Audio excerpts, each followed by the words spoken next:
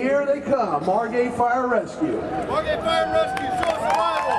2 vehicles, heavy damage. Okay, as they get out, there's a method to their madness. Right now, they're doing an inner and outer circle. Got a patient waiting across the back seat.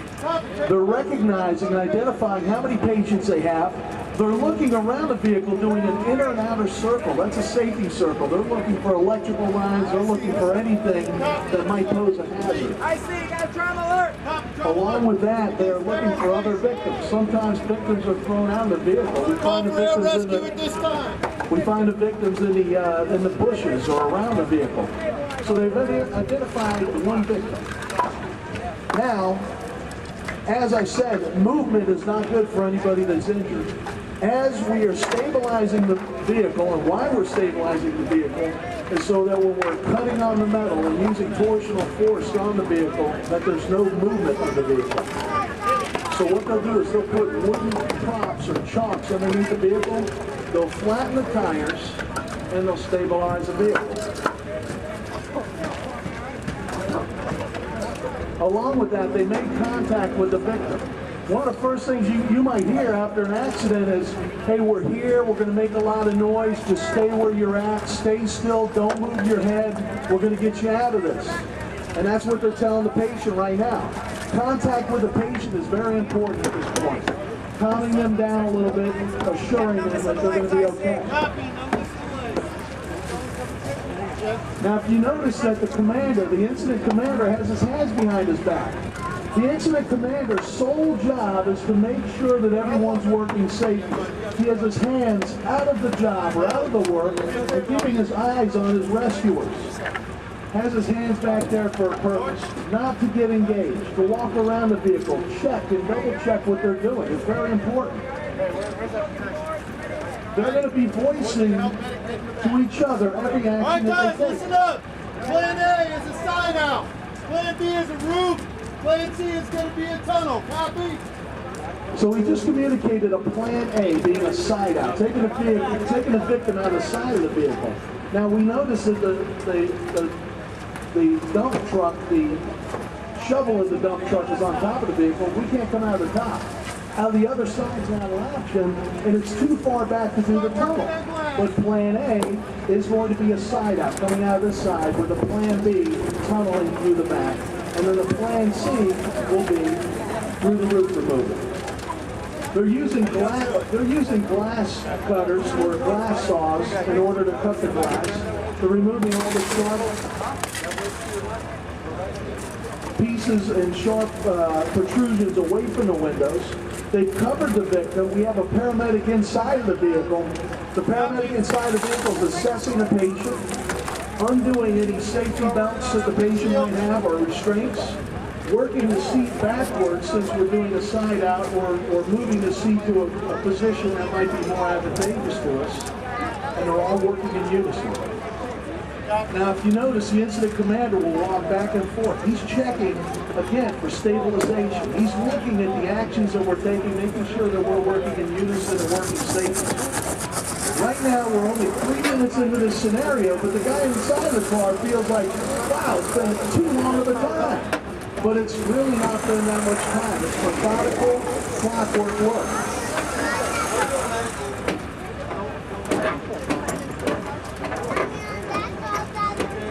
Now we have different tools for different jobs. Right now they're using a reciprocating saw with a special blade on it, a quartz blade that cuts through glass and cuts through metal well. They just started the hydraulic tools. Those hydraulic tools are spreaders and cutters used to spray metal and cut metal, obviously.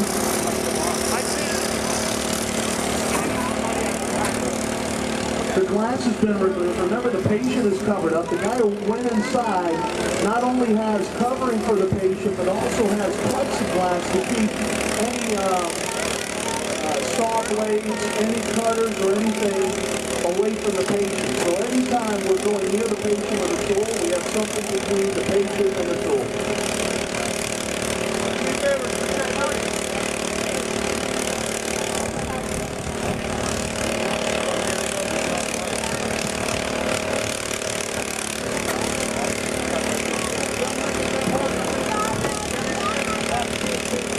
They're rechecking the stabilization. As they cut the metal, there's a lot of torsion force and a lot of force used on the metal, so that can loosen up some of that cribbing. So they check to make sure that the cribbing is still nice and tight, that the vehicle's not going to move.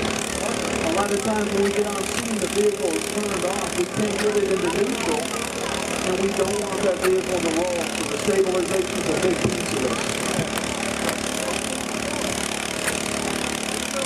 He's using the spreader, so he's spreading, putting it back in, spreading, putting it back in, spreading, putting it back in. Remember, the more you spread, the more force and the more energy that's stored behind those spreaders. So they go smaller, smaller, smaller, and do it in small increments so that there's not a lot of force and that the door doesn't get stopped.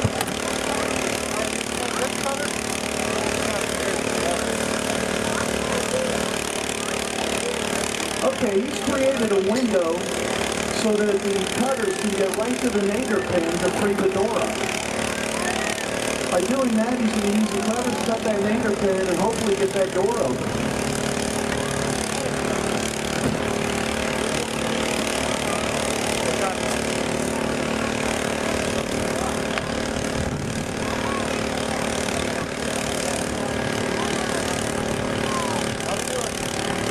Okay, we're 5 minutes into the scenario. They have the door partially removed.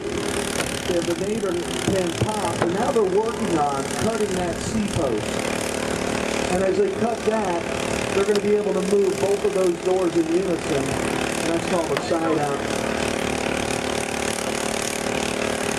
The advantage to doing this is you're not putting a lot of force on the metal. Again, small spreading, small cuts, and there's not a lot of movement of the metal, which makes it a lot safer.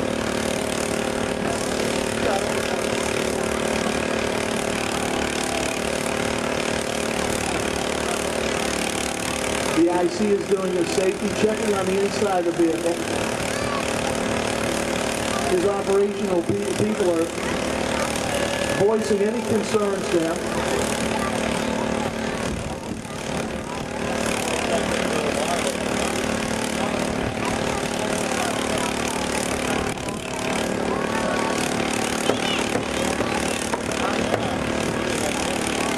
Again, they're rechecking the stabilization, making sure that when that door does pop, that they have the car completely stable. And as you can see, movement of the vehicle and just moving of the metal loosens that stuff up, so they have to keep going back to re-stabilize the vehicle.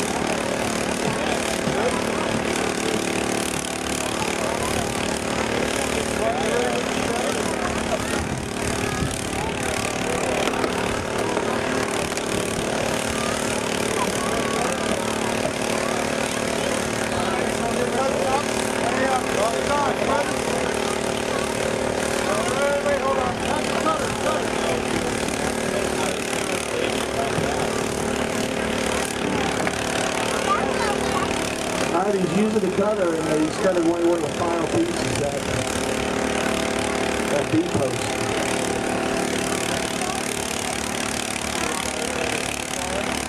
The deeper that those cutters cut, the more force it uses. There's 50,000 PSI to tip for those cutters, a little bit more than our sewing scissors.